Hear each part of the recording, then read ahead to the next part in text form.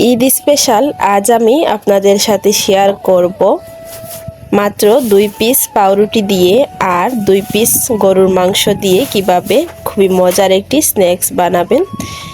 এই স্ন্যাক্সটা বিকেলের নাস্তায় আপনারা বানাতে পারেন অথবা বাচ্চাদের টিফিনেও বানিয়ে দিতে পারেন। খুবই হেলদি একটা স্ন্যাক্স। তাহলে চলুন কথা না বাড়িয়ে মূল রেসিপিতে চলে যাই। বিসমিল্লাহির রহমানির রহিম। গরুর মাংস দিয়ে এই স্ন্যাক্সটা বানানোর জন্য প্রথমে আমি এখানে 2 পিস গরুর মাংস নিয়েছি আর এখানে খুবই বড় সাইজের 2টি মাংসের পিস নিয়েছি আমি। এখন এগুলোকে আমি কিমা করে নিব। আপনারা চাইলে ব্লেন্ডারে দিয়ে এটাকে কিমা করতে পারেন। আমি এখানে একটা ছুরির সাহায্যে কিমাটা করে নিয়েছি। আর ফার্স্টেই বলে রাখি, আমার ভয়েসটা খুবই খারাপ শোনা যাবে, কারণ আমি ঈদের দিন থেকে খুবই অসুস্থ, জ্বর এবং গলা ব্যথা, এর জন্য আমার ভয়েসটা খুবই খারাপ শোনা যাচ্ছে। প্লিজ সবাই একটু মানিয়ে নেবেন। দেখতে পাচ্ছেন আমি এখানে পেঁয়াজ কুচি নিয়েছি বড় সাইজের 2টি, আর নিয়ে নিচ্ছি কাঁচামরিচ কুচি। এখন আমি যে মাংসের কিমাটা করে রেখেছিলাম ওইটা দিয়ে দিব। আপনারা চাইলে এখানে চিকেনও দিতে পারেন। আর এখন যেহেতু ঈদ, আর ঈদের জন্য তো আমাদের সবার বাসায় বিফ থাকবে, এর জন্য আমি বিফ দিয়ে এটা বানাচ্ছি। তো এখন আমি একে একে বাকি উপকরণগুলো অ্যাড করব। দিয়ে দিয়েছি স্বাদ অনুযায়ী লবণ, দিয়ে দিব লাল মরিচের গুঁড়া 1/2 টেবিল চা চামচ পরিমাণ, দিয়ে দিয়েছি হলুদের গুঁড়া 1/2 চা চামচ পরিমাণ, দিয়ে দিব ধনিয়া গুঁড়া 1/2 চা চামচ পরিমাণ,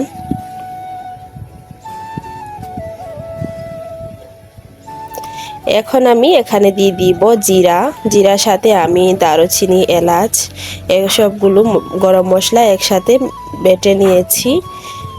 দিয়ে দিলাম আদা বাটা 1/2 চা চামচ পরিমাণ আদা বাটা দিয়েছি এখানে। যেহেতু এখানে গরুর মাংস ব্যবহার করছি, তাই এখানে তো সব ধরনের মশলা ইউজ করতে হবে, তাহলে কিন্তু এই স্ন্যাক্সটা খেতে ভালো লাগবে। দিয়ে দিচ্ছি রসুন বাটা 1/2 চা চামচ পরিমাণ। গ্রাইন্ডিংয়ের জন্য এখানে আমি ব্যবহার করব ব্রেড। এখানে আমি 2 পিস পরিমাণ ব্রেড নিব। প্রথমেই আমি ব্রেডগুলোকে অল্প একটু পানি দিয়ে ভিজিয়ে নিচ্ছি, আর ভেজানো হয়ে গেলে পানিটাকে হাত দিয়ে চিপে ফেলে দিব। দেখতে পাচ্ছেন আমি ব্রেড থেকে হাত দিয়ে পানিগুলো চিপে এভাবে ফেলে দিচ্ছি। দেওয়ার পর আমি দিয়ে দিলাম, এখন আমি এখানে দিয়ে দিব একটি ডিম। আর ডিম দেওয়ার কারণে এই নাস্তাগুলো অনেকটাই ফ্লাফি হবে, তাই অবশ্যই চেষ্টা করবেন একটি ডিম দেওয়ার জন্য। ডিম দেওয়া হয়ে গেলে আমি এটাকে ভালোভাবে মিশিয়ে নিব। এটাকে কিন্তু বেশি প্রেসার ক্রিয়েট করে মেশাতে যাবেন না, এতে করে দেখবেন পেঁয়াজ থেকে পানি ছেড়ে দিবে আর নাস্তাগুলো শেপ দিতে অনেকটাই কষ্ট হবে, তাই আলতো হাতে এটাকে মিশিয়ে নিতে হবে। এখানে আমি 2 পিস পাউরুটি দিয়েছি। আমি মিশাতে দেখতে পাচ্ছি যে আরও কিছুটা পাউরুটি এখানে লাগবে, এর জন্য আরও 1 পিস পাউরুটি আমি এখানে দিয়ে দিচ্ছি। দিয়ে ভালোভাবে মিশিয়ে নিব।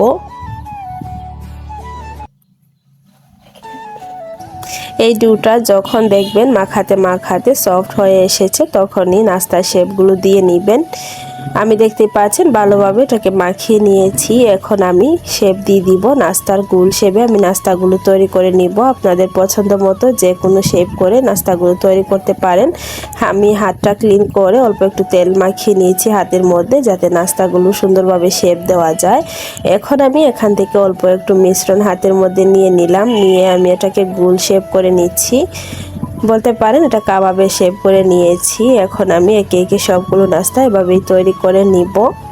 ভিডিওর এই পর্যন্ত এসে যারা একটি লাইক দিতে ভুলে গিয়েছেন, অনুরোধ করব একটি লাইক দিয়ে সম্পূর্ণ ভিডিওটি কন্টিনিউ করবেন।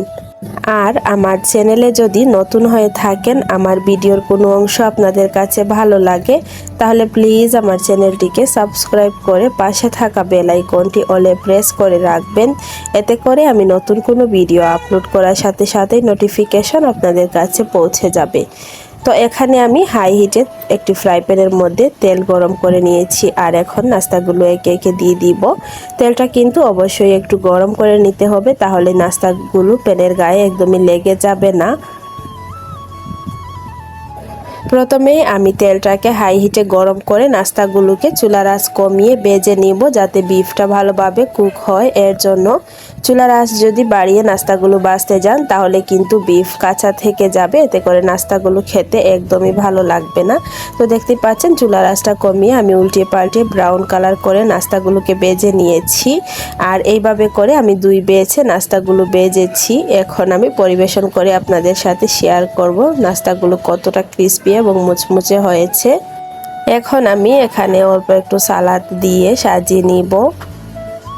এখানে আমি শসা কেটে নিয়েছি আর দিয়ে দিলাম একটু দেখা সৌন্দর্যের জন্য। এটা আপনারা চাইলে ভাত দিয়েও খেতে পারেন, গরম ভাতের সাথেও খেতে অনেকটাই ভালো লাগবে। আবার বিকেলের নাস্তায় কিন্তু সস দিয়েও খেতে খুবই ভালো লাগবে। তো এই ছিল আমার আজকে 2 পিস পাউরুটি দিয়ে মাংস দিয়ে এই স্ন্যাক্সের রেসিপি। আপনাদের কাছে কেমন লাগলো প্লিজ কমেন্ট করে জানাবেন। যদি ভালো লাগে তাহলে প্লিজ ফ্রেন্ডস এন্ড ফ্যামিলির সাথে আমার ভিডিওটি শেয়ার করে দিবেন। সবাই অনেক বেশি ভালো থাকবেন, সুস্থ থাকবেন। দেখা হবে পরবর্তী কোনো ভিডিওতে। আল্লাহ হাফেজ, আসসালামু আলাইকুম।